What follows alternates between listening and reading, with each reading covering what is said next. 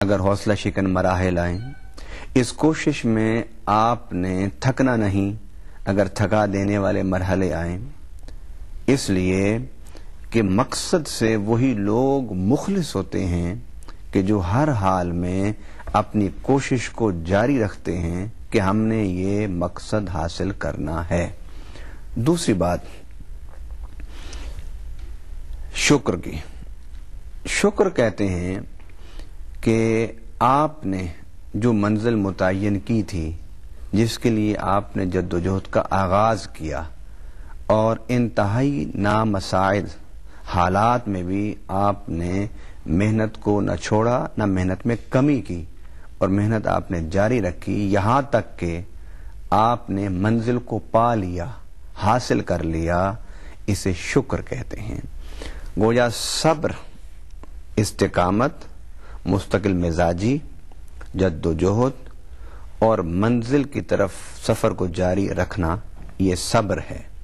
اور منزل پر پہنچ جانا اور اپنی جد و جہد اور کوشش کے ثمرات کو پا لینا، اور پانے کے بعد خود بھی ان ثمرات سے مستفید ہوں اور دوسروں کو بھی استفادے کے لیے متوجہ کریں۔ اسلم صاحب، صبر اور شکر کے حوالے سے قرآن کریم میں اللہ تعالیٰ نے کیا ارشاد فرمایا ہے؟ قرآن پاک میں اللہ تعالیٰ نے ایک لفظ دین استعمال فرمایا، اور اس دین کو اللہ رب العالمین نے عقائد اور اعمال میں تقسیم فرما دیا۔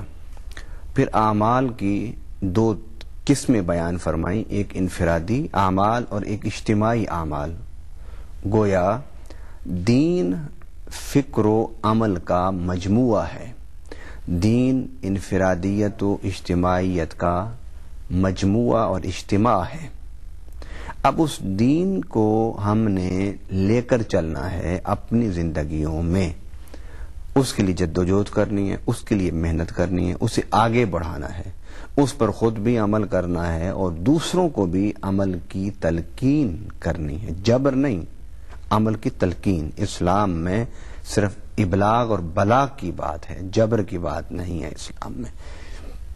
جب آپ دین کو لے کر چلتے ہیں تو اس دین کی محنت کو لے کر چلنا، اس کو صبر کہتے ہیں۔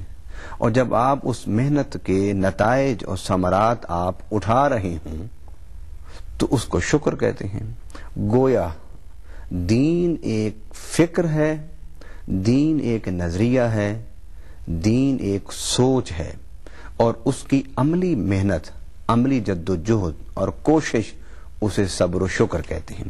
گویا اگر آپ دین کو سمجھنا چاہیں اور دین کی اشاعت اور ابلاغ چاہیں تو اس کے لیے قرآن پاک نے جو لفظ استعمال کیے ہیں وہ لفظ استعمال کیے ہیں صبر و شکر کے۔ اب آئیے قرآن پاک میں اللہ تعالیٰ نے صبر کے بارے میں ارشاد فرمایا کہ وَبَشِّرِ الصَّابِرِينَ، کہ بشارت دے دو صابرین کو۔ آپ قرآن پاک پڑھیے، اللہ رب العالمین نے شاکرین کے لیے بشارت کا لفظ استعمال نہیں فرمایا، صابرین کے لیے بشارت کا لفظ استعمال فرمایا۔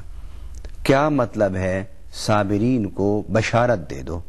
مقصد اس کا یہ ہے کہ صابر وہ ہوتا ہے جو مقصد کے حصول کے لیے متحرک ہوتا ہے، صابر وہ ہوتا ہے جو مقصد کے حصول کے لیے دن رات محنت میں ہوتا ہے، صابر وہ ہوتا ہے جو ایک مقصد متعین کرنے کے بعد اس کے حصول کے سفر کا آغاز کر چکا ہوتا ہے۔ جب انسان کسی منزل کی طرف جا رہا ہوتا ہے تو راستے میں رکاوٹیں بھی ہوتی ہیں، راستے میں پریشانیاں بھی ہوتی ہیں، راستے میں الجھاؤ بھی ہوتا ہے۔ تو صبر کیا ہے؟ صبر یہ ہے کہ آپ نے رکاوٹوں، الجھاؤ، پریشانیوں، ان سب کے ہوتے ہوئے آپ نے اپنے سفر کو روکنا نہیں۔ اور جب وہ کٹھن مراحل آتے ہیں نا تو بندے کا حوصلہ ٹوٹتا ہے، تو اس مرحلے پر اللہ نے فرمایا وَبَشِّرِ الصَّابِرِينَ، کہ یہ جو صابرین ہیں، سفر کرنے والے ہیں، محنت کرنے والے ہیں، چلنے والے ہیں، جدوجہد کرنے والے ہیں، انہیں کہو کہ رکاوٹوں اور